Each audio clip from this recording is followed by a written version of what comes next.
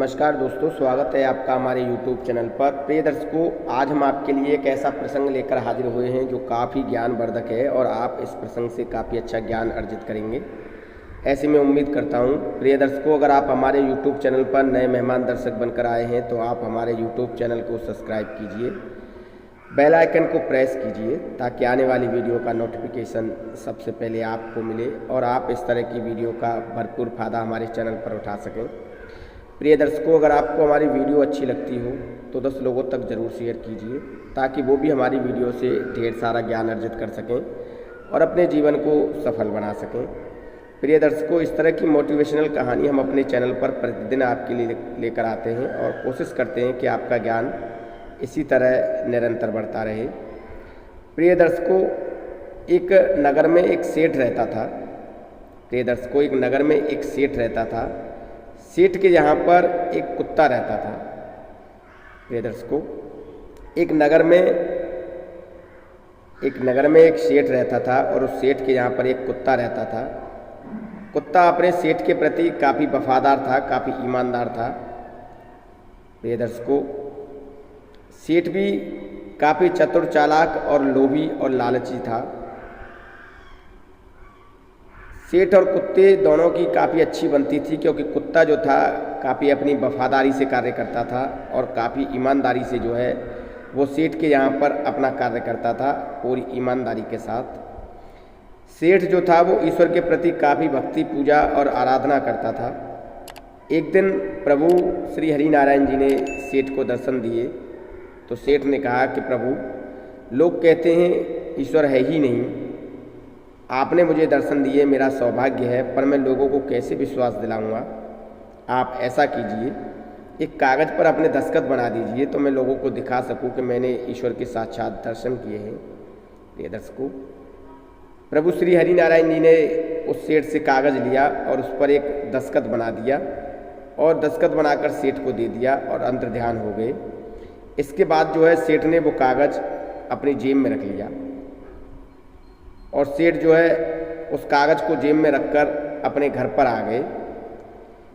इसके कुछ समय पश्चात सेठ का जो कुत्ता था उस कुत्ते की मृत्यु हो जाती है, उस कुत्ते की मौत हो जाती है और कुत्ते की मौत होने के बाद कुत्ता जो है यमराज के दरबार में पेश होता है। उस कुत्ते की यमराज के दरबार में पेशी होती है तो यमराज उस कुत्ते का लेखा जोखा देखते हैं और लेखा जोखा देखकर यमराज कहते हैं कि वाह कुत्ते, तुमने तो काफ़ी अच्छा कार्य किया है धरती पर रहकर। तुमने ईमानदारी और वफादारी से अपना कार्य किया है, तुमने कोई घृणित कार्य नहीं किया, तुमने कोई गलत कार्य नहीं किया, तुमने कभी किसी जीव जंतु को अनैतिक नहीं सताया, तुमने कभी किसी छोटे जीव जंतु की हत्या नहीं की। हम चाहते हैं कि तुम्हें दोबारा से पृथ्वी लोक पर मनुष्य योनि में भेज दिया जाए, ऐसा जो है यमराज उस कुत्ते से कहते हैं। यमराज की बात सुनकर कुत्ता कहता है कि नहीं प्रभु, मुझे पृथ्वी लोक पर नहीं जाना है, मुझे मनुष्य नहीं बनना है। प्रिय दर्शकों, यमराज कहते हैं कि अरे कुत्ता, मनुष्य का जन्म तो बड़े सौभाग्य से मिलता है।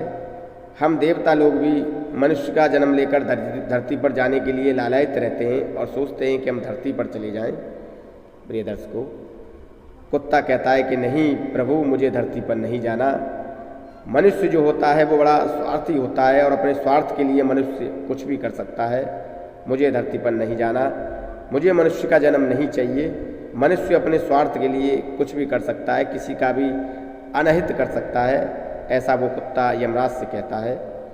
और मनुष्य काफ़ी चतुर और चालाक होता है, उसकी बुद्धिमानी के आगे तो देवता लोग भी फेल हो जाएंगे, ऐसा वो कुत्ता जो है यमराज से कहता है।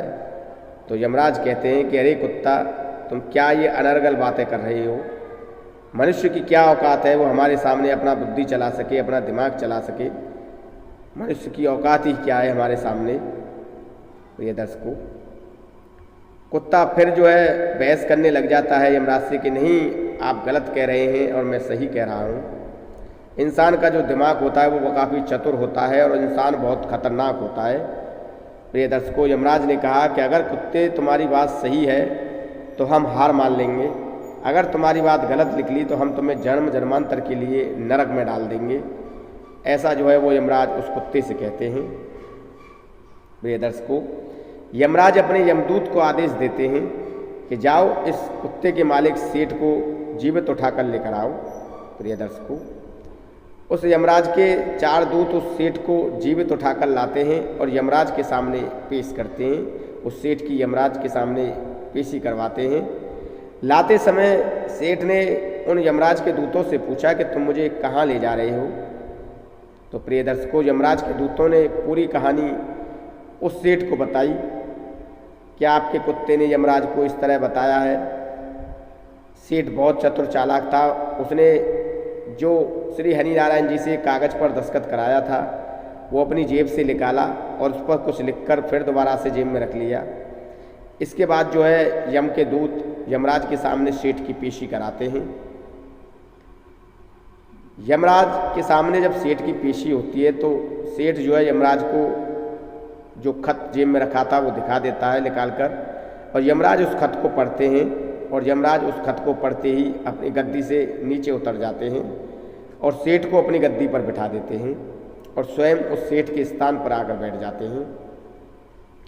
प्रिय दर्शकों, ये देखकर सभा में सभी लोग आश्चर्यचकित रह जाते हैं कि यमराज की गद्दी पर एक जीवित मनुष्य बैठा है और यमराज खुद उस मनुष्य की जगह पर बैठे हैं। ये ऐसा कैसे हो गया। प्रिय दर्शकों, गद्दी पर बैठते ही सेठ ने यमदूतों को आदेश दिया कि नरक के सभी लोगों को, जो लोग नरक में नरक यात्राएं झेल रहे हैं, उन सभी लोगों को स्वर्ग में भेज दिया जाए और नरक के द्वार को हमेशा के लिए बंद कर दिया जाए। सेठ बहुत ही चतुर चालाक था। सेठ ने सोचा कि मरने के बाद मुझे भी यहीं आना होगा तो ये लोग मुझे भी नरक में डाल देंगे, तो इसलिए सेठ उस नरक के द्वार को ही बंद करा देता है और सभी नरक की जीवात्माओं को स्वर्ग में भेज देता है। अब स्वर्ग में जितने भी कर्मचारी थे वो काफ़ी परेशान हो जाते हैं इतनी जीवात्माओं को देखकर, और वो कहते हैं कि अरे इतने लोगों की हम देखभाल कैसे करेंगे। प्रिय दर्शकों, इसी दौरान वो कुत्ता सेठ के पास आता है और सेठ से कहता है कि अरे वाह सेठ जी, आपने तो पूरे यमपुरी में खलबली मचा दी, पूरे यमलोक में खलबली मचा दी, ये आपने कैसे किया। तब वो सेठ कुत्ता के कान में कहते हैं कि जो खत मैंने श्री हरिनारायण जी से दस्तखत करवाया था उस पर मैंने सिर्फ इतना लिखा था कि इस मनुष्य को गद्दी पर बिठा देना और इसे यमपुरी का राजा बना देना, और वो खत मैंने यमराज को दे दिया तो यमराज ने मुझे अपनी गद्दी पर बिठा दिया। प्रिय दर्शकों, कुत्ता बहुत ही चालाक था। कुत्ता बोला, वाह सेठ जी, आपने अपना चतुर दिमाग चला ही दिया, आपके दिमाग के सामने तो सभी फेल हैं और अब तो मैं आपका नौकर बन के ही रहूँगा, आपकी सेवा करूँगा पूरी उम्र। प्रिय दर्शकों, कुत्ता बोला, इंसानी दिमाग जहाँ भी रहेगा अपनी खुरापात तो करेगा ही। प्रिय दर्शकों, जब यमलोक में खलबली मच जाती है तो विष्णु जी आश्चर्य में पड़ जाते हैं, श्री हरिनारायण जी आश्चर्य में पड़ जाते हैं कि इतनी खलबली यमपुरी में कैसे मची हुई है। तो वो बैकुंठ धाम से यमपुरी के लिए रवाना होते हैं और यमपुरी में आकर देखते हैं कि एक जीवित मनुष्य यमराज की गद्दी पर बैठा है और यमराज खुद नीचे बैठे हुए हैं, पहरा दे रहे हैं यमपुरी के दरवाजे पर। प्रिय दर्शकों, श्री हरिनारायण जी यमराज से इसका कारण पूछते हैं तो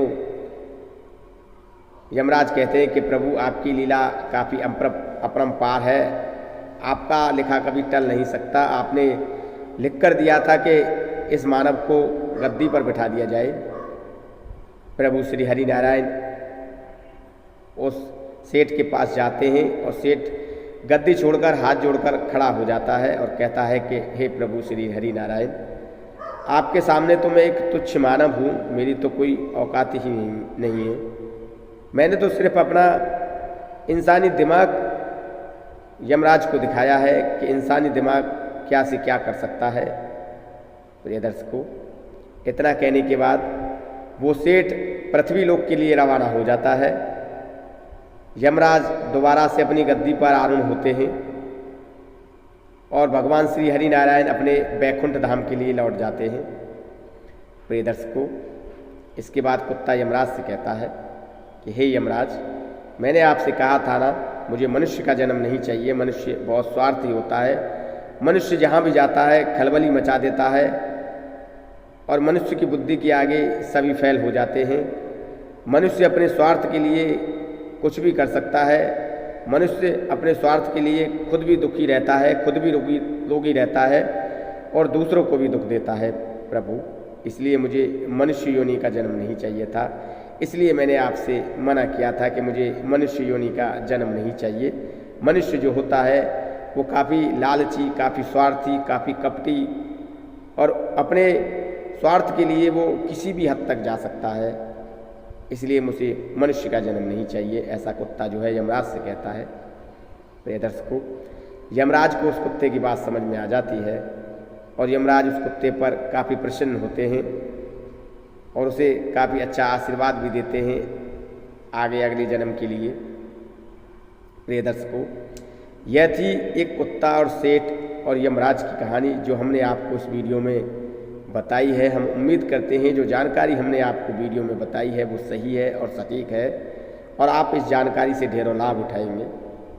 प्रिय दर्शकों, इस तरह की मोटिवेशनल कहानी हम अपने चैनल पर प्रतिदिन आपके लिए लेकर आते रहते हैं और कोशिश करते रहते हैं कि आपका ज्ञान इसी तरह निरंतर बढ़ता रहे और आप हमारी वीडियो देखकर इस तरह का ढेर सारा ज्ञान हमारी वीडियो से अर्जित करते रहें।